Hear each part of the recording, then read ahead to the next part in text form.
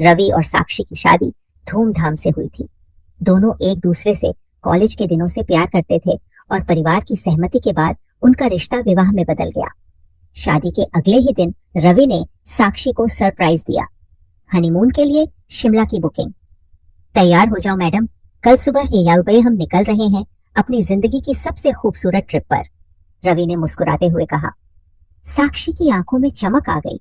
वो एक छोटे से कस्बे की लड़की थी जिसने पहाड़ सिर्फ तस्वीरों में देखे थे। पहाड़ों की ओर शिमला की वादियों में पहुंचते ही साक्षी मंत्रमुग्ध हो गई। बर्फ से ढके पहाड़, ठंडी हवा और देवदार के पेड़ों की खुशबू उसे किसी सपने जैसी लग रही थी। होटल हेरिटेज विला में दोनों ने चेक इन किया। यह एक पुराना लेकिन आलीशान होटल था जो अंग्रेजों के जमाने में बना था। ये जगह थोड़ी रहस्यमयी नहीं लगती तुम्हें? साक्षी ने होटल की पुरानी दीवारों को देखते हुए कहा। तुम्हें तो हर पुरानी चीज में भूत दिखता है, रवि हंसते हुए बोला। लेकिन साक्षी की आंखों में कुछ था, एक अनकहा डर, एक रात और एक चीख। हनीमून का तीसरा दिन था। रवि और साक्षी ने कुफरी का प्लान बनाया था, लेकिन मौसम खराब होने की वजह से होटल में ही रुकना पड़ा। रात को तेज आंधी आई, होटल में लाइट चली गई। तभी साक्षी को लगा जैसे बगल के कमरे से कोई औरत जोर जोर से रो रही हो। रवि ने ध्यान नहीं दिया, शायद कोई बच्चा डर गया होगा। लेकिन साक्षी चैन से नहीं सो पाई। रात के करीब 2 बजे एक तेज चीख ने पूरे होटल को जगा दिया। साक्षी चौंक कर उठी, रवि! लेकिन रवि बिस्तर पर नहीं था। लाश साक्षी ने होटल स्टाफ को जगाया। काफी खोजबीन के बाद रवि की लाश होटल के पीछे पुराने गार्डन में मिली। उसके गले पर धारदार हथियार से वार किया गया था। साक्षी चीख पड़ी। वो होश खो बैठी।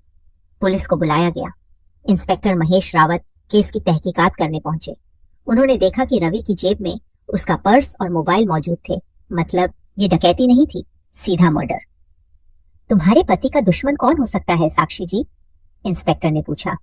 साक्षी ने आंसू पोंछते हुए कहा, मुझे नहीं पता सर। हमारी जिंदगी तो बिल्कुल सामान्य थी, लेकिन धीरे धीरे एक एक करके परतें खुलने लगी। पुराने राज रवि का मोबाइल चेक करने पर इंस्पेक्टर को कई संदिग्ध कॉल्स मिले, खासकर एक नंबर जो शादी के ठीक पहले से लगातार एक्टिव था, एक लड़की का नंबर। साक्षी को यह सब नहीं पता था। क्या रवि किसी और से भी जुड़ा हुआ था? साक्षी ने खुद से सवाल किया। इसी दौरान होटल के पुराने वॉचमैन ने एक चौंकाने वाली बात बताई। रात को मैंने रवि साहब को एक औरत के साथ पीछे जाते देखा था। कौन थी वो? इंस्पेक्टर ने पूछा। अंधेरा था, लेकिन लंबी औरत थी, साड़ी में। इंस्पेक्टर महेश ने होटल के सीसीटीवी कैमरों की फुटेज मंगवाई, लेकिन तेज बारिश और बिजली जाने के कारण उस रात का कोई रिकॉर्ड नहीं मिला। जो भी हुआ है उसी ब्लैकआउट के दौरान हुआ है, इंस्पेक्टर ने गहरी आवाज में कहा। साक्षी सदमे में थी, लेकिन उसे रवि के फोन में मिले कुछ पुराने मैसेज याद आए। एक नाम बार बार आ रहा था, नेहा। वो नंबर जिससे कॉल्स आ रही थी उसी नाम से सेव था। नेहा, एक औरत, एक रहस्य। नेहा नाम की लड़की चंडीगढ़ की थी। पुलिस ने उस तक पहुंचने में देर नहीं लगाई। नेहा को पूछताछ के लिए बुलाया गया। क्या आप रवि को जानती थी? हाँ, कॉलेज में हम दोस्त थे, नेहा ने बिना हिचके कहा। सिर्फ दोस्त? हम एक दूसरे को पसंद करते थे, लेकिन फिर वो साक्षी से शादी कर बैठा। क्या आपको लगता है कि रवि ने आपको धोखा दिया? नेहा चुप हो गई। फिर उसकी आंखों में गुस्से की एक चिंगारी दिखी। मैंने उसे मारा नहीं है, लेकिन उसने मुझे तोड़ दिया था।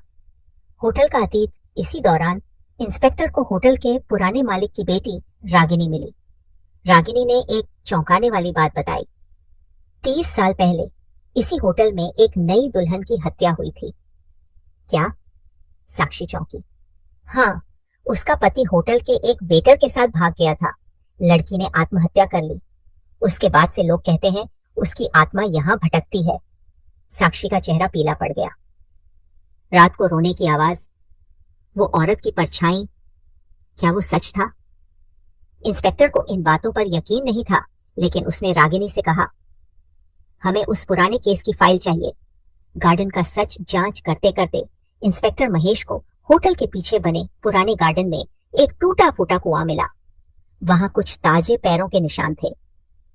शायद कातिल इसी रास्ते से भागा है, उन्होंने कहा।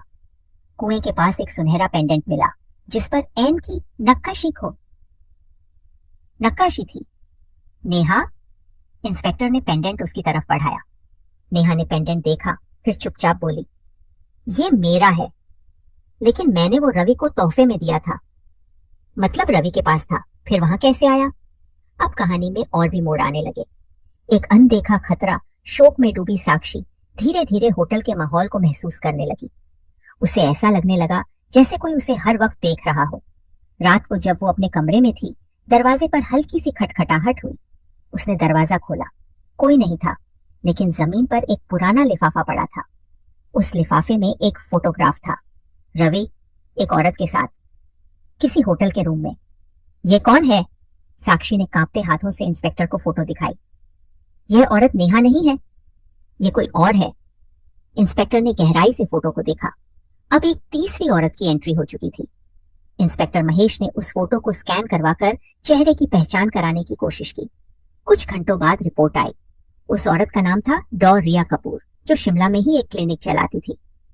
रवि डॉक्टर से क्यों मिल रहा था, और वो भी होटल के कमरे में? साक्षी के दिमाग में सवालों का तूफान उठ रहा था। इंस्पेक्टर ने रिया को बुलवाया। मैं रवि को जानती थी, रिया ने ठंडे स्वर में कहा। कैसे? वो मेरी क्लिनिक में 2 बार आया था। किस लिए? काउंसलिंग के लिए। वो बहुत परेशान रहता था। उसने कहा था कि उसकी शादी जबरदस्ती हो रही है और वो किसी और से प्यार करता है। साक्षी का चेहरा फक पड़ गया। कड़वे सच इंस्पेक्टर महेश ने अब रवि की पर्सनल डायरी को ढूंढ निकाला, जो उसके बैग में रखी थी।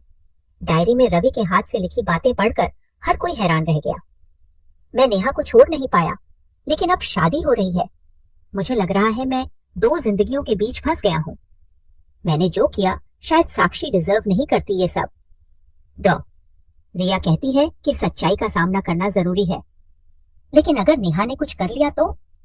साक्षी के लिए ये सब किसी तूफान से कम नहीं था। उसका पूरा रिश्ता झूठ पर टिका था। हत्या की रात टुकड़ों में सच इंस्पेक्टर ने होटल के स्टाफ और गार्ड से पूछताछ दोबारा शुरू की।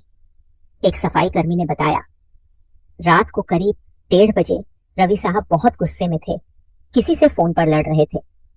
क्या आपने कुछ सुना? हाँ, उन्होंने कहा था, तुम यहाँ अनाप हम आई कैसे? मैं सब कुछ खत्म कर चुका हूँ। अब यह बात पक्की हो गई थी। होटल में उस रात कोई महिला आई थी, लेकिन सीसीटीवी खराब होने से कोई रिकॉर्ड नहीं था। रात के समय होटल के रजिस्टर एंट्री में एक अजीब नाम था, संध्या मेहता, लेकिन ऐसा कोई मेहमान कमरे में नहीं रुका था। क्या ये फर्जी नाम है? महेश ने तुरंत पहचान की कोशिश शुरू करवाई। संध्या की परछाई कुछ घंटों की छानबीन के बाद पता चला कि संध्या मेहता कोई और नहीं बल्कि नेहा ही थी। उसने फेक आईडी के साथ होटल में एंट्री की थी। नेहा को फिर से पूछताछ के लिए बुलाया गया। तुम झूठ बोल रही थी नेहा, तुम उस रात होटल में थी। नेहा चुप रही। तुमने रवि को मारा? नहीं, नेहा चिल्लाई। हाँ, मैं वहां गई थी, लेकिन मारने नहीं। मैं सिर्फ ये जानना चाहती थी कि वो वाकई साक्षी से खुश है या नहीं। लेकिन जब मैं पहुंची तो वो मुझे देखकर डर गया। उसने कहा कि अगर मैंने कुछ किया तो वो पुलिस बुला लेगा। मैं डर गई और वहां से चली गई। जिंदा था वो तब। तो उसके बाद क्या हुआ मुझे नहीं पता। सच में? अब इंस्पेक्टर की नजरें फिर रिया पर टिक गईं। छुपा हुआ चेहरा इंस्पेक्टर ने डॉ रिया की कॉल डिटेल निकलवाई। हत्या की रात 2:07 AM को रिया ने रवि को कॉल किया था। ये उस समय के बाद की कॉल थी जब रवि की मौत मानी जा रही थी। डॉक्टर रिया, आपने रवि को कॉल क्यों किया? मैं उसकी हालत को लेकर चिंतित थी। उसने मुझे मैसेज किया था कि उसे डर लग रहा है।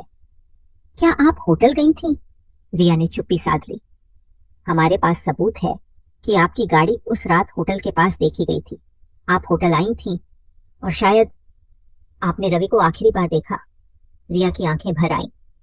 मैंने उसे मारा नहीं था, लेकिन हाँ, मैं वहां गई थी। मैंने देखा कि वो घायल पड़ा है। मैं उसे बचा नहीं सकी। डर के मारे मैं भाग गई। फिर आपने पुलिस को क्यों नहीं बुलाया? क्योंकि तब सब मुझ पर शक करते। इंस्पेक्टर महेश अब लगभग हर संदिग्ध से पूछताछ कर चुका था। नेहा, डॉ रिया, होटल स्टाफ। लेकिन फिर एक ऐसा व्यक्ति सामने आया जिसने अब तक चुप्पी साध रखी थी। होटल के शेफ सुरेश। साहब, मुझे कुछ बताना है, सुरेश ने धीरे से कहा। बोलो। रात को जब मैं किचन बंद कर रहा था तो मैंने देखा था रवि साहब होटल के पिछले गेट से बाहर जा रहे थे और उनके पीछे कोई और भी था। कौन? मैंने साफ नहीं देखा, लेकिन वो कोई महिला थी और उसके हाथ में कुछ चमक रहा था, शायद चाकू जैसा कुछ। क्यों नहीं बताया पहले? डर गया था साहब, नौकरी चली जाती। साक्षी की सच्चाई इस बयान के बाद इंस्पेक्टर महेश ने साक्षी को दोबारा बुलाया। क्या तुम उस रात अपने कमरे में ही थी? हाँ, मैं डर गई थी। जब रवि नहीं मिला तो होटल स्टाफ को बुलाया। तुम्हारा रवैया बहुत शांत था, क्योंकि मैं शॉक में थी। क्या तुम्हें पता था कि रवि तुम्हारे साथ ईमानदार नहीं था? साक्षी की आंखें भर आईं। हाँ, मुझे पता था। शादी से 2 दिन पहले ही मैं नेहा के साथ रवि की बातचीत सुन चुकी थी, लेकिन फिर भी मैंने शादी की क्योंकि मैं उसे बदलना चाहती थी। क्या तुमने उसे मारा? नहीं, साक्षी चीख पड़ी। मैंने सिर्फ प्यार किया था। झूठ, फरेब और हत्या। अब इंस्पेक्टर ने सारे सबूत एक जगह जोड़े। नेहा होटल में थी। रिया ने रवि को कॉल किया। साक्षी को धोखे की भनक थी। होटल का गार्डन जहां लाश मिली रिया की गाड़ी के टायर के निशान से मेल खाता था। और सबसे अहम, रवि की हत्या उस वक्त हुई जब वो अकेला होटल के पीछे गया था। लेकिन चाकू कहाँ गया? तभी होटल के पुराने कुएं में तलाशी ली गई और उसमें से एक खून से सना चाकू मिला। उस पर उंगलियों के निशान थे और फॉरेंसिक रिपोर्ट ने सब साफ कर दिया। असली कातिल डीएनए रिपोर्ट के अनुसार चाकू पर जो उंगलियों के निशान थे वो न साक्षी के थे, न नेहा के और न रिया के। तो फिर किसके थे? साक्षी हैरान थी। इंस्पेक्टर ने चुपचाप एक कागज बढ़ाया। शेफ सुरेश, मैंने उसे मारा। सुरेश ने अंततः अपना अपराध कबूल लिया। क्यों? क्योंकि उसने मेरी बहन की जिंदगी बर्बाद कर दी थी। वो रवि नेहा से तो खेल ही रहा था, लेकिन उसने मेरी बहन को भी फुसलाया था और जब वो प्रेग्नेंट हुई तो मुकर गया। मेरी बहन ने आत्महत्या कर ली। दे साक्षी और बाकी सभी सन्न रह गए। इंसाफ और अंत, सुरेश को गिरफ्तार कर लिया गया। रवि की जिंदगी एक झूठ का पुलिंदा निकली जिसकी नींव धोखे और स्वार्थ पर रखी थी। साक्षी ने धीरे धीरे खुद को संभाला और रवि की डायरी को एक किताब के रूप में प्रकाशित किया। शादी के बाद मौत का सफर। उसने लिखा, कभी कभी हम सोचते हैं कि प्यार सब कुछ ठीक कर देगा, लेकिन जब प्यार झूठ और लालच के साथ जुड़ जाए तो वो मौत का रास्ता बन जाता है।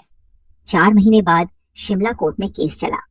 शेफ सुरेश ने अपना गुनाह कबूल किया, लेकिन उसके वकील ने मानसिक दबाव और बहन की आत्महत्या को आधार बनाकर सजा में रियायत की मांग की। जज ने अपने फैसले में लिखा, हत्या चाहे किसी भी वजह से हो, वह कानून की नजर में अपराध ही है, लेकिन परिस्थितियों को देखते हुए आरोपी को उम्र कैद की सजा दी जाती है। सुरेश ने कोई विरोध नहीं किया। उसकी आंखों में केवल अफसोस था, उस बहन के लिए जिसे वो बचा नहीं पाया। नेहा और रिया की कहानी। नेहा ने रवि की मौत के बाद अपना शहर छोड़ दिया। उसे एहसास हुआ कि उसने जिसे प्यार समझा वो बस एक आदत थी। उसने हिमाचल के एक छोटे कस्बे में एक एनजीओ ज्वाइन किया, जहां वो औरतों को आत्मनिर्भर बनाना सिखाने लगी। रिया, जो गिल्ट के बोझ में दब गई थी, ने अपनी क्लिनिक बंद कर दी और मानसिक स्वास्थ्य के लिए एक आश्रम में चली गई। वो अब डिप्रेशन और धोखे से जूझ रहे लोगों को काउंसलिंग देती है। दोनों ने जिंदगी में नया रास्ता चुना, दर्द के साथ लेकिन सच्चाई को स्वीकारते हुए। साक्षी की वापसी। साक्षी ने कुछ महीने के लिए दुनिया से दूरी बना ली। वो अपने मायके लौट गई, जहां उसने खुद को लिखने में झोंक दिया। उसने रवि की डायरी से प्रेरणा लेकर एक किताब लिखी, हनीमून पर हत्या। उस किताब ने देश भर में हलचल मचा दी। लोग उसके साहस, उसकी पीड़ा और उसकी साफगोई के कायल हो गए।